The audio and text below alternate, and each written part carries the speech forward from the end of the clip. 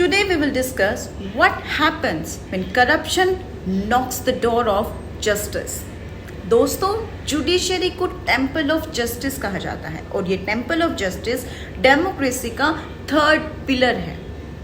मार्च 2025 में जब high court जज यशवंत वर्मा के घर के स्टोर रूम में आग लगती है और उस आग को कंट्रोल करने के लिए जब स्टोर रूम खोला जाता है तो उसमें घर का कोई पुराना सामान नहीं मिलता, बल्कि वहां मिलता है एक मामूली सा कैश। वो मामूली सा कैश है 15 करोड़ रुपए। देश की 98% आबादी एक साथ इतने कैश को देखे बिना ही मर जाती है और कैश एक आउट हाउस के स्टोर में बस पड़ा हुआ था। तो अब सवाल ये है कि इतना कैश उनके स्टोर रूम में कर क्या रहा था। चलो मान लेते हैं कि ये पैसा जज साहब की सेविंग्स का है, उनके लाइफ टाइम की कमाई का पैसा उन्होंने इकट्ठा कर रखा है। पर एक हाई कोर्ट का जज आखिर कितना सेव कर सकता है? एक जज की सैलरी में तो इतना सेविंग नहीं हो सकती, ये सबको पता है। तो पैसा आया कहाँ से?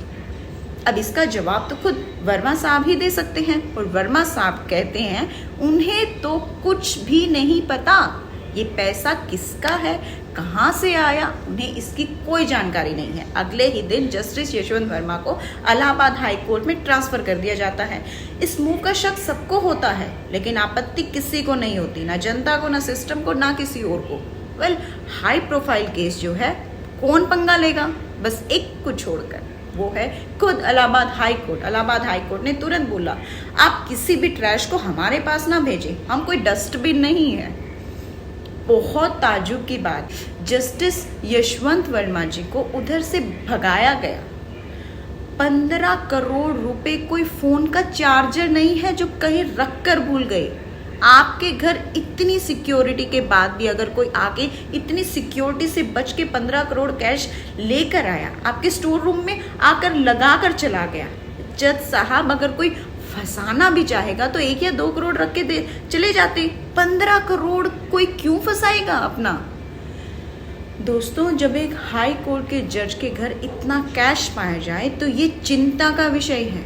इससे पता चलता है कि आज जुडिशरी भी करप्शन से बचा नहीं है। करप्शन एक दीमक की जैसी है जो धीरे धीरे सिस्टम को खत्म कर देता है। Power corrupts and absolute power corrupts absolutely.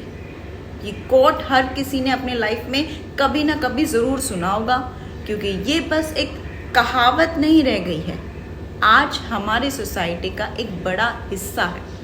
एक पब्लिक सर्वेंट से लेकर मिनिस्टर तक आए दिन हम सब किसी ना किसी की करप्शन की न्यूज़ सुनते ही रहते हैं।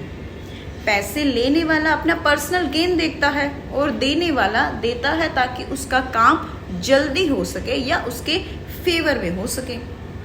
दोस्तों, ये प्रॉब्लम और एक स्टेप वर्स हो जाती है जब पैसों से कॉन्स्टिट्यूशनल एलिमेंट्स को खरीदा जाता है।